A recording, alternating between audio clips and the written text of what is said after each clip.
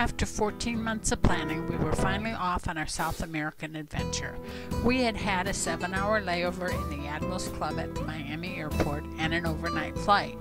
We arrived safe and sound in Rio de Janeiro, all excited to experience this beautiful city. Our first glimpse of the Christ Redeemer was rather hazy, but whetted our appetite to see it in person. We were met by our driver, Roger, who dropped us off at the Sheraton Hotel, where we were to spend the next 3 nights. The Sheraton is located on a private beach at the base of the Two Brothers Mountain. Directly behind the hotel, the mountain shot straight up. We could not believe the horrible traffic in Rio and how the children were selling their wares right out in the midst of it. Roger had talked the entire hour's ride, explaining all about Rio and Brazil. Brazil is the 5th largest country in the world and consists of 26 states. It is the only country in South America to speak Portuguese. We checked in and proceeded to tour the grounds. There were several houses perched on the mountainside. We noticed that several of them needed some upkeep. We attended an orientation meeting at 2 p.m. where we were introduced to the Brazilian national drink, the Capriani. We met Lynn and Mary Ann from Texas, and a great partnership was formed, providing us with great fun for the next 2 weeks. At 4 o'clock, we headed out for Sugarloaf Mountain. On our way, we passed Leblon, Ipanema, and Copacabana beaches. Standing high above Rio's bustling metropolis at 1,300 feet, Sugarloaf Mountain cascades over the picturesque Guanabara Bay. We traveled all the way to the top in 2 steps by cable car. On our way to the top, sitting on a tree right next to our path, was a marmoset, the world's smallest monkey. At 1,300 feet, we were awed by the splendid views of Copacabana Beach, the Santa Cruz Fortress, the islands, and the Christ Redeemer statue. The weather was slightly hazy, which did not provide for great pictures. It was too bad that we could not have been there an hour earlier for better pictures. The panoramic views at the top were breathtaking, particularly at sunset. Dinner that evening was held at a restaurant on Copacabana Beach, and then back to the Sheraton for a good night's sleep. Wednesday morning, we were off to the Corcovado Mountain to see the Christ the Redeemer statue. The Corcovado Mountain is situated within the Tahaca Forest National Park. It is 2,300 feet high. We were transported via an electrically powered train. The train trip itself was beautiful and scenic, showcasing the forest and granite rocks of the mountainside. Once we arrived on top, the statue was covered with clouds and it could not be seen. However, the mountain is noticeable not only for its natural beauty and prime positioning, but also because it is the foothold of the globally recognized statue called Christ the Redeemer. This statue, which was dedicated in 1931, is 120 feet high and depicts Jesus Christ standing over the city of Rio de Janeiro with his arms measuring 92 feet from one hand to the other. There were thousands of people trying to have their pictures taken with their arms outstretched like the statue. We were so disappointed in both the clouds and the people. But it wasn't long, and the clouds moved away, and the statue stood there with beautiful blue sky above. The statue is made of reinforced concrete, clad in a mosaic of thousands of soapstone triangular tiles. It sits on a square stone pedestal base about 26 feet high.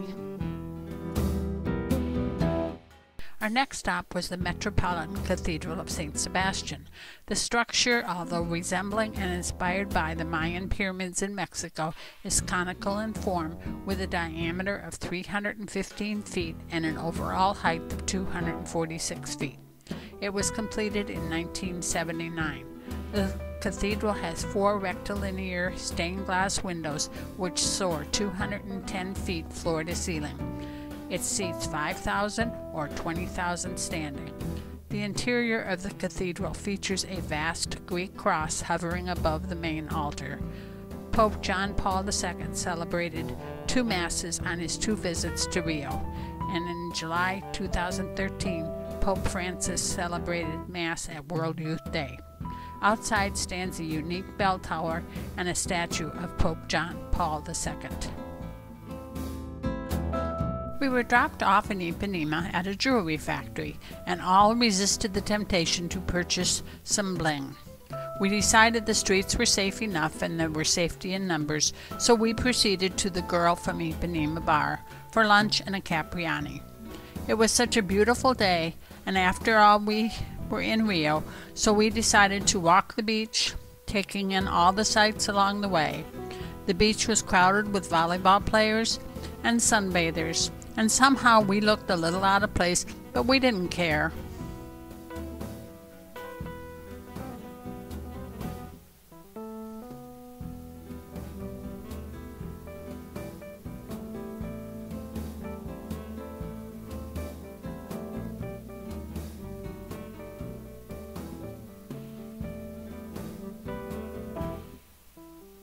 It turned out to be about 2 miles back to the Sheraton, so when we arrived, we sat by the pool and dipped our feet and enjoyed another Capriani.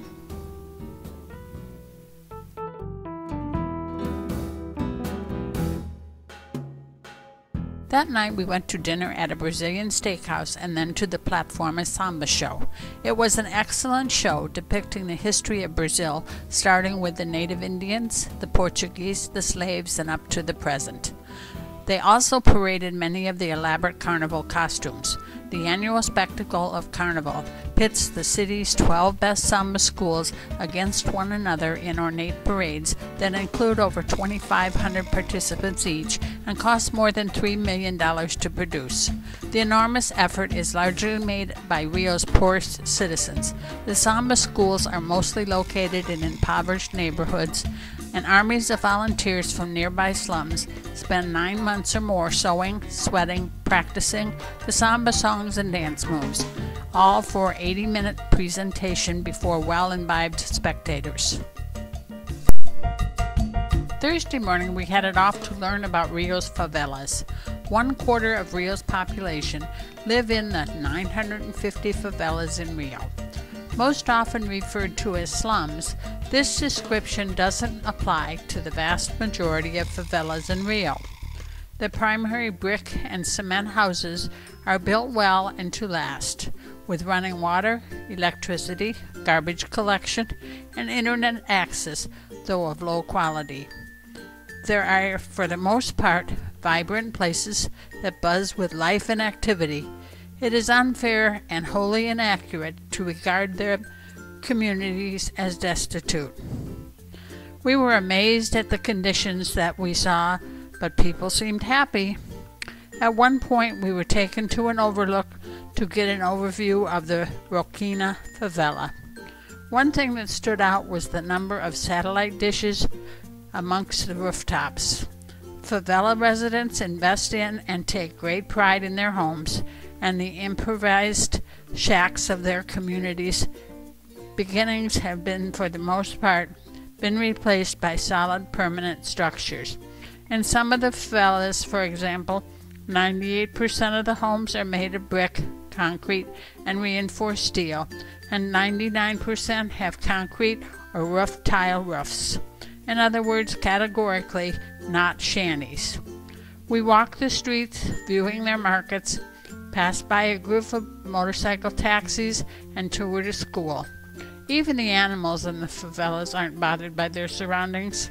It proved to be a very educational tour. Returning to the hotel, we had just enough time to cool off before our afternoon tour to Petrópolis. The city is located 42 miles in the mountains north of Rio. It was the summer residence of the Brazilian emperors and aristocrats in the 19th century. We stopped at the Polisco Quintandina. It was the largest hotel casino in Latin America, but gambling was outlawed in 1946. The casino closed only after 2 years. It operated as a hotel until 1962 and then converted to condos.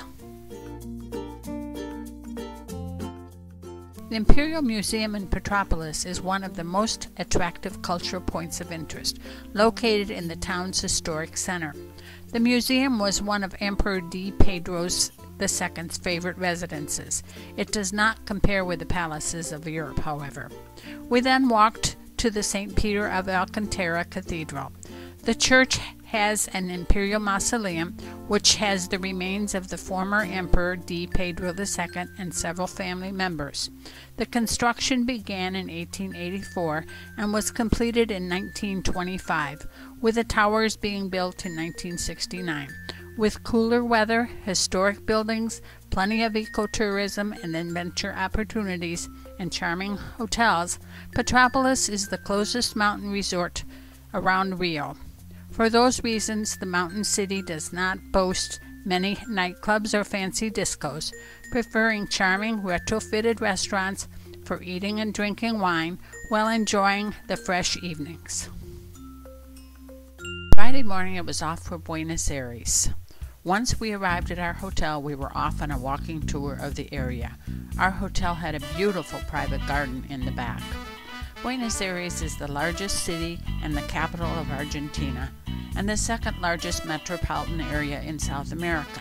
It sits along the western shore of the Rio de la Plata River, which boasts the widest river in the world. Its population numbers almost 3 million within the city and 13 million in its metropolitan area.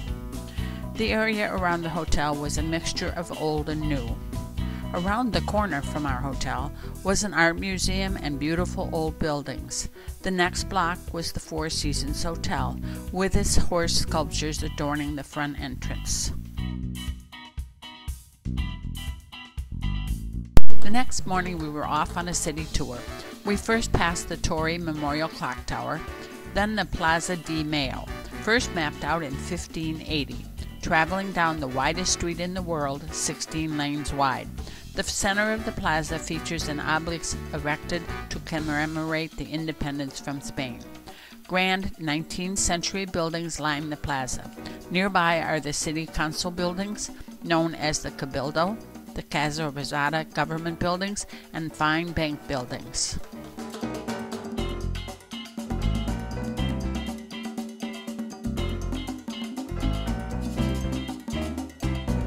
The eye-catching salmon-pink facade of the Argentina's presidential palace is one of the capital's most iconic sights. Standing proud over the city's historic Plaza de Mayo's public square, the aptly named Casa Rosada, or the Pink House, is the secondary mansion and office of the Argentine president, housing the government offices and providing the striking background to Buenos Aires' often turbulent political history. No president has ever lived in this house. It is also where Evita made her famous speech.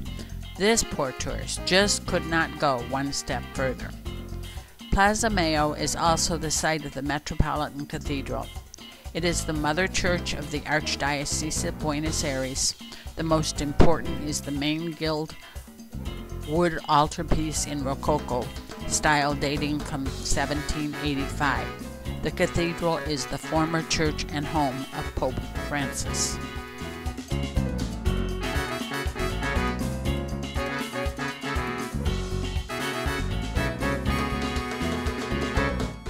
South of downtown Buenos Aires by the port, the working-class enclave of La Boca has a strong Italian flavor and plenty of artistic flair.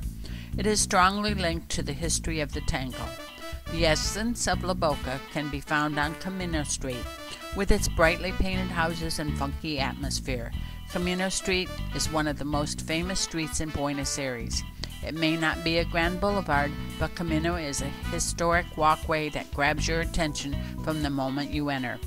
Founded by Italian immigrants from Genoa, the street is lined with haphazardly built homes constructed from corrugated metal and wood, painted in a plethora of gaudy colors. There were foot-stomping strains of the tango as we strolled down the pedestrian walkway. Looking around, we saw works by local artists on the walls of this outdoor living gallery.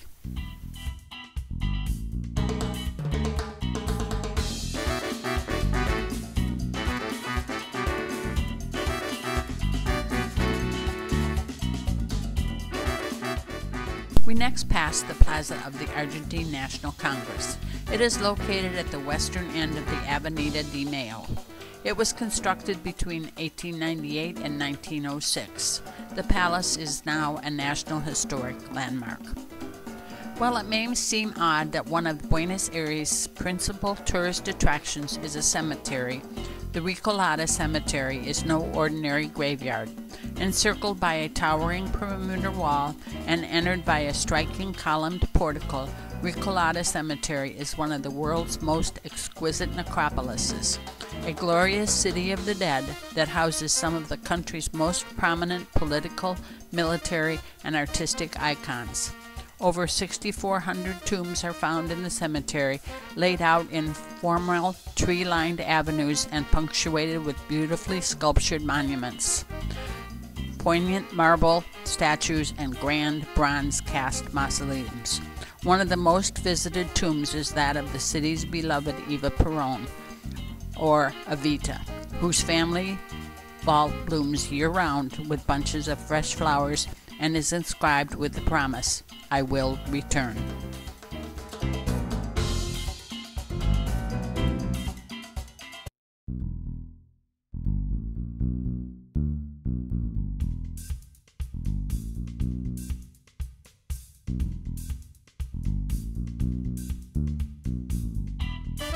Adjacent to the cemetery is the 18th century Jesuit church, the second oldest building in Buenos Aires. We chose to walk back to our hotel through the park and past several embassies and mansions along the way. Rio has more natural beauty, but Buenos Aires is by far a more beautiful city. The buildings are grander and much better kept. It is called the Paris of the South. We met these two great ladies along the way that helped us with directions and gave us a few laughs. We stopped by a shopping center and had some ice cream. That evening we had a tango lesson and dinner and a tango show at the Café de los Angelitos.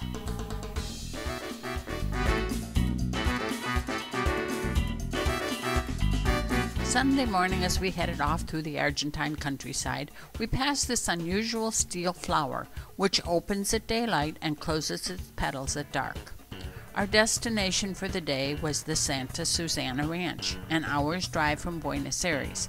Upon arrival, we were greeted with empanadas and a refreshing juice, wine, or beer.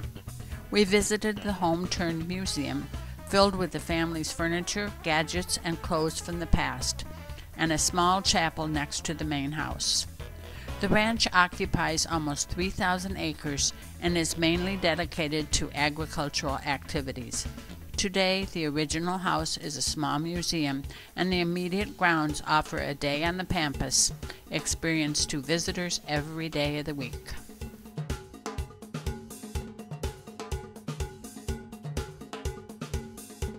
It turned out to be a gorgeous day to spend out in the country. They offered unlimited empanadas, juice, wine, or beer as you relaxed. You could take a ride in a horse-drawn carriage or just go horseback riding. There was no way that either Dee or I could put our foot up into that stirrup, so we chose to keep our feet on the ground and investigate the property. Mary Ann and Lynn chose to go horseback riding, which was nothing more than walking around the field for about 10 minutes. We discovered the dining room, where lunch for a couple hundred would be served, and also where the gauchos were cooking the meats over a huge bed of coals.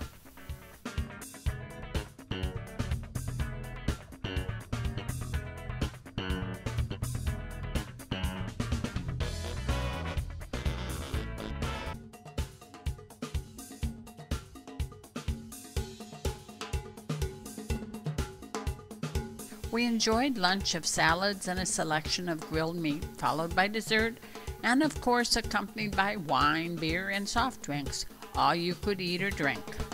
After lunch there was entertainment and a tango demonstration. After the show, we moved outside to a viewing area alongside of a huge field where two traditional gaucho activities were held. The ring race comes from the time the Spanish came to South America. There is a goal, and from its crossbeam hang some rings. The objective of the game is for a player to come galloping and remove the rings from the goal with a pointer. Players come galloping one by one, or two or three at a time. Then the player gives the rings to some women in the audience as presents from a gaucho. Next was a demonstration on how the gauchos train their horses. The gauchos lead a mare with a bell around her neck. 8 or 9 males, all of the same color, are trained to follow, never leaving the group.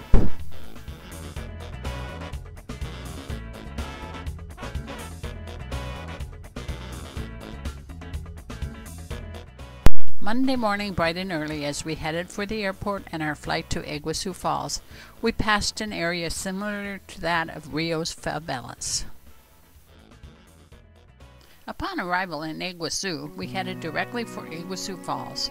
We boarded the train of the jungle for a short ride through the jungle to the falls. The first thing we noticed was the amount of butterflies. They would land and stay for several minutes. Arriving at our destination, we were greeted by a local scavenger, the coati. The coati is a medium-sized mammal only found on the American continent. Primarily found in dense forests and wet jungles, as it will spend a great deal of its life in the safety of the trees. However, these were quite aggressive and very friendly. They would go to great lengths to steal any food they could. We also saw a rather large black and yellow bird, which they called blue jays. They were not blue.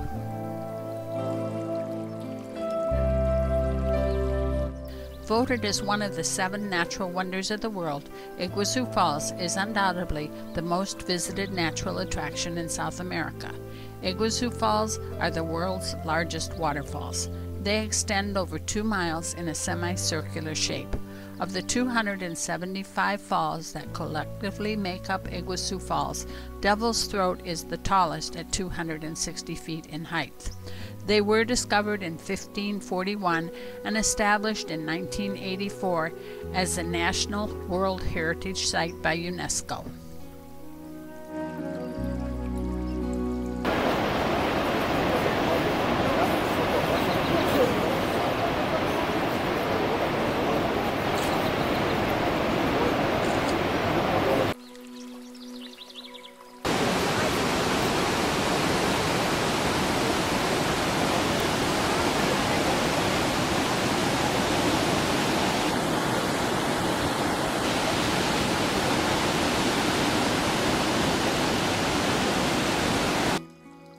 That little short video clip gives you an idea of what the sound and the power of the falls is like when you're standing there.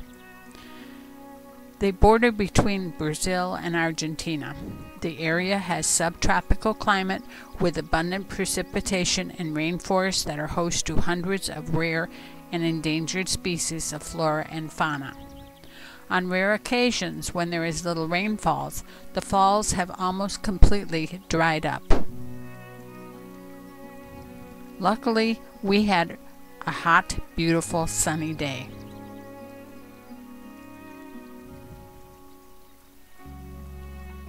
As we were leaving for the day, we saw this iguana basking in the sun. He was about 3 feet long and didn't seem to have a care in the world. We also noticed that their translation of this sign is a little off. Our hotel for the night was the Bamboo Thermos, located on the Brazilian side of the falls. It was a large, family-friendly resort with a large thermal water spring, completely refilling the pools every 4 hours. Beautiful grounds, but not much time to enjoy them. On Tuesday, we headed to the Brazilian side of the falls.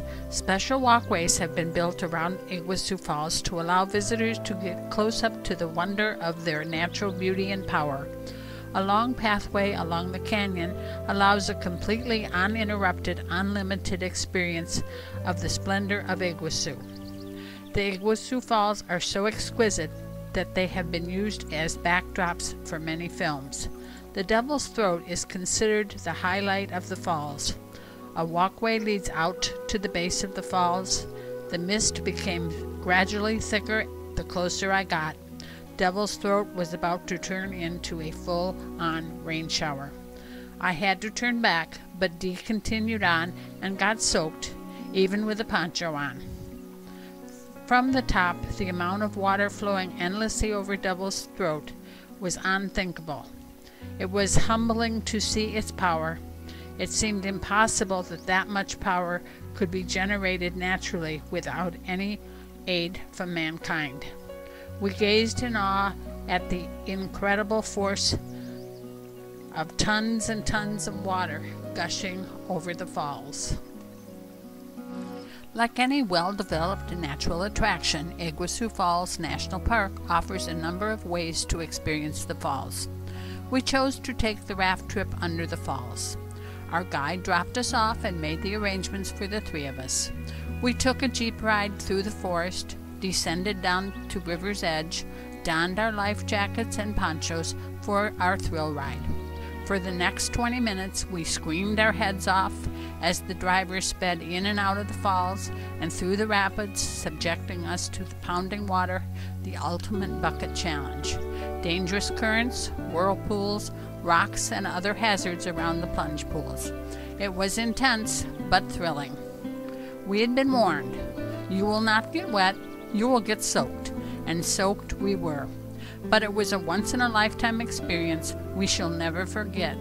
And yes, we'd do it again in a minute. But next time, I'll put my camera away.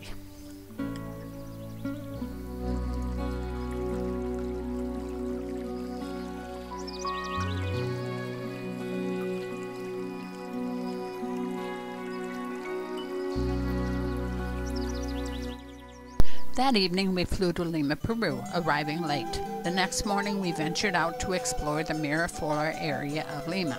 We walked to the waterfront area. It is a not-to-miss destination.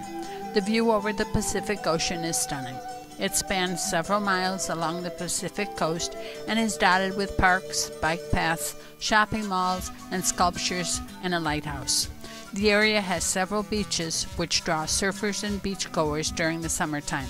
However, these rocky beaches are not as popular with bathers as the larger sandy beaches in the district south of Lima. It is also a popular place for paragliders to launch from the coastal ridge, wind providing.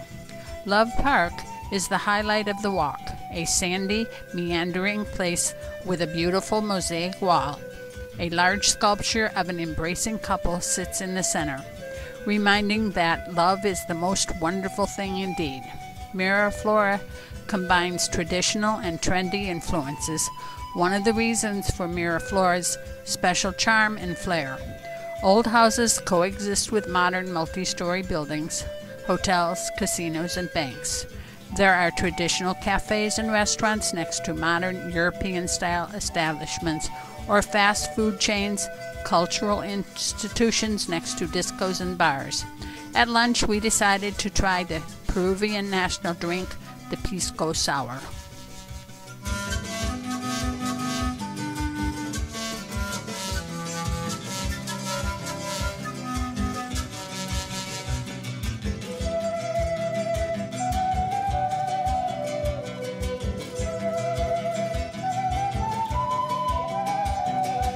In the afternoon, we were taken on a city tour of Lima.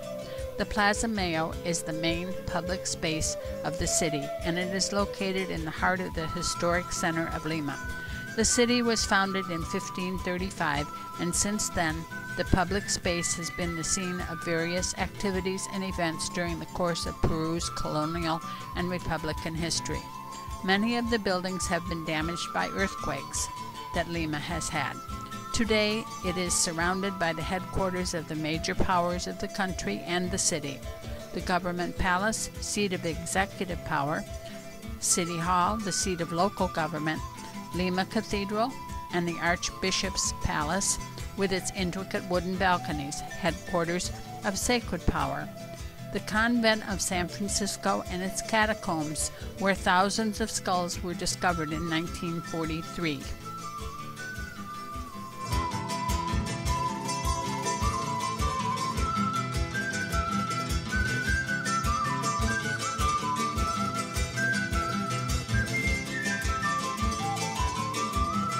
That evening, we toured the Larco Museum, displaying 4,000 years of Peruvian history, and had dinner at its garden restaurant. The Larco Museum has become the most important site in Lima. It has the biggest private collection of pre-Columbian objects in the world. The terrace restaurant overlooked a garden with blazing bougainvilleas and ancient statues.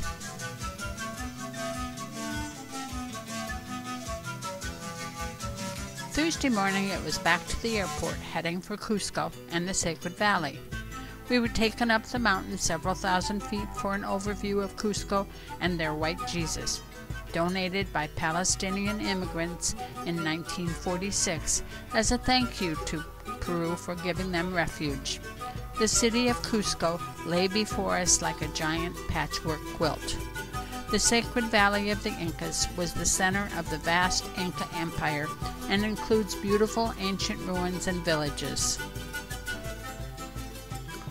One of the locals was busy turning over the land, while his bodyguard lay sleeping nearby. We were then taken to witness a Mother Earth ceremony, commonly known as Pachamama. It is a symbolic way in which man gives back to the Pachamama what he has taken from her. We continued on to Sacsayhuaman, one of the most stunning Inca ruins located on the outskirts of Cusco. Built like a fortress, the complex covers a huge area, but constitutes perhaps only 1/4 of the original complex, which could easily hold more than 10,000 men. What remains today are the astounding outer walls constructed in a zigzag formation on 3 levels. Like many Inca constructions, the walls are made of massive, irregularly shaped boulders that fit together like a jigsaw puzzle without the aid of mortar. The stones are so closely spaced that even a piece of paper cannot be inserted between the stones.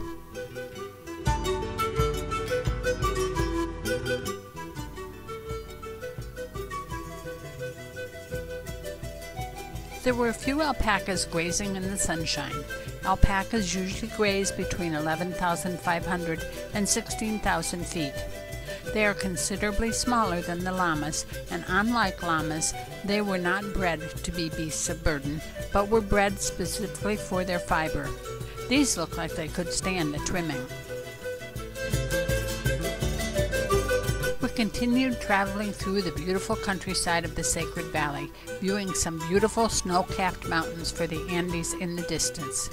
A short stop in Pisca gave us some shopping time at one of the local markets. A short rain shower didn't hamper our shopping though.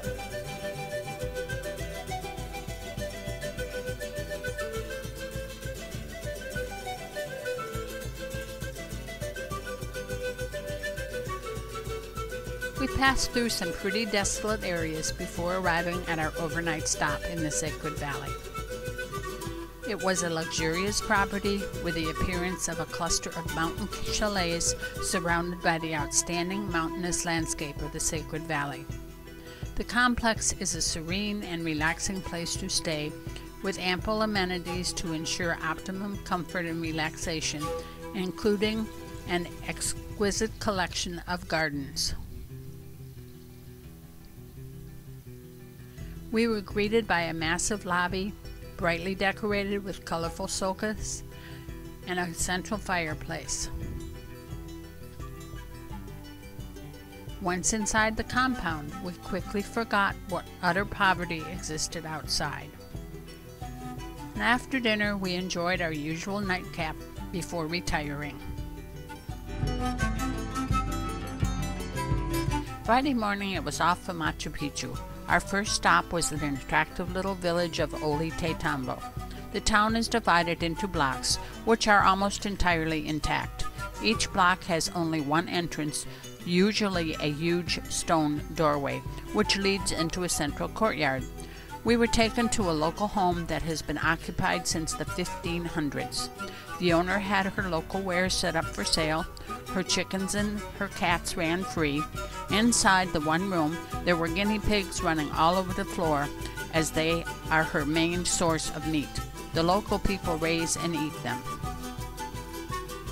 We saw her kitchen where she cooks, her bed where she sleeps, and her shrine where she prays.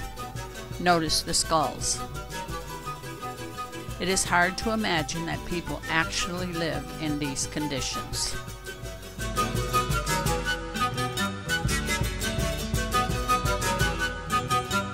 We wandered through the town as we made our way up to the ruins, taking in several different aspects of their way of life. We couldn't decide whether this was a taxi or what. We sure didn't see any golf courses in the area. And they sure have picked up on the happy hour, though.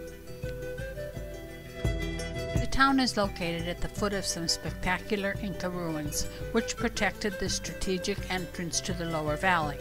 The temple area is at the top of the steep terracing, which helped to provide excellent defenses. Stone used for these buildings was brought from the quarry high on a hill opposite side of the river, an incredible feat involving the efforts of thousands of workers. The complex was still under construction at the time of the conquest of the Spanish and was never completed. We then boarded a train for our journey to Aguas Calientes, the gateway to Machu Picchu.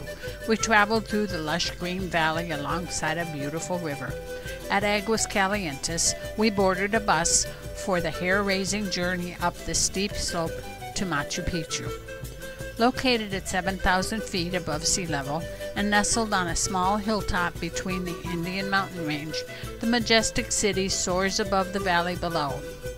The Incan-built structure has been deemed the lost city of the Incas, unknown until its relatively recent discovery in 1911. Archaeologists estimate that approximately 1,200 people could have lived in the area. Due to its isolation from the rest of Peru, living in the area full-time would require traveling great distances just to reach the nearest village. Separated into three areas, agricultural, urban, and religious, the structures are arranged so that the function of the buildings matches the form of their surroundings. The agricultural terracing and aqueducts take advantage of the natural slope. The lower areas contain buildings occupied by farmers and teachers, and the most important religious areas are located at the crest of the hill, overlooking the lush valley thousands of feet below. Machu Picchu is the most protected sanctuary in Peru, so it was not a surprise that we encountered some of the various animals that inhabit the area. Two of the rather unique creatures we saw were the llama and the alpaca. Alpacas are generally smaller, but the key difference between the two lies in the quality of their wool. It is very soft and warm, making their fleece ideal choice for clothing material. They also have the widest variety of colors in their fleece, with over 22. Once again, we lucked out with the fantastic weather, which made our day so much more enjoyable.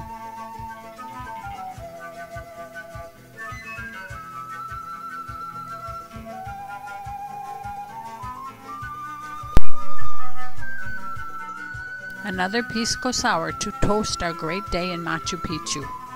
Our hotel for the night was located alongside of a river a few blocks from town. Saturday morning, we elected to walk into Aguas Calientes and explore the town. It is located in a deep gorge below the ruins. A virtual island, it's cut off from all roads and enclosed by stone cliffs, towering cloud forest, and two rushing rivers.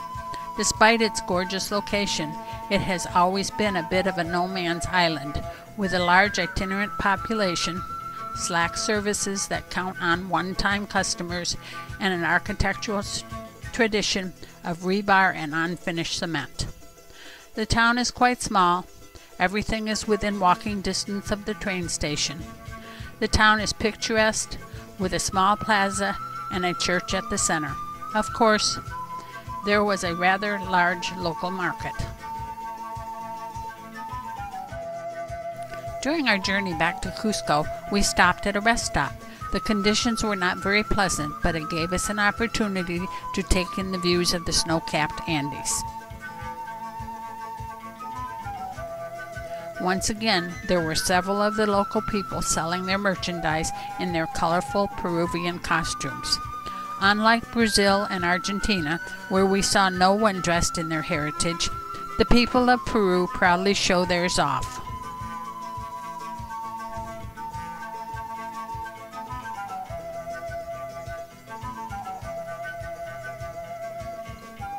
Also roaming around were a couple of donkeys and a darling little puppy, all dressed up in a filthy dress. We all wanted to take her home, but then we thought about all the fleas she must have and decided to leave her there.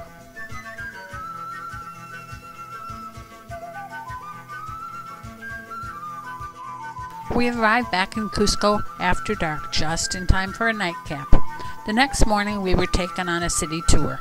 Our first stop was at the Plaza de Armas. It has always been the heart of the city. The cathedral is the main attraction, where the locals and the tourists often spend time lounging on the steps in front. Often mistaken for the cathedral, the Church of the La Campana, with its ornate facade, sits on one side of the square. The other two sides of the square are lined with colonial arcades. The center of the square is a nice place to rest on the benches, soak up the gardens, and admire the fountain in the center. We did not have time for that, however.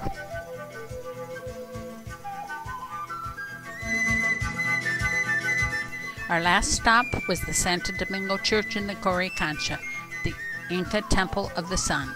In Inca times, the walls of the Coricancha were lined with 700 solid gold sheets. All that remains today is the stonework. The Spanish conquistadors took the rest and melted it down. Back in our hotel in Lima, we toasted one last time for a wonderful vacation, meeting new friends, experiencing new places, sharing stories and laughs, which we shall carry with us forever. 37 happy souls scattered to the four corners of the earth with lots of great memories.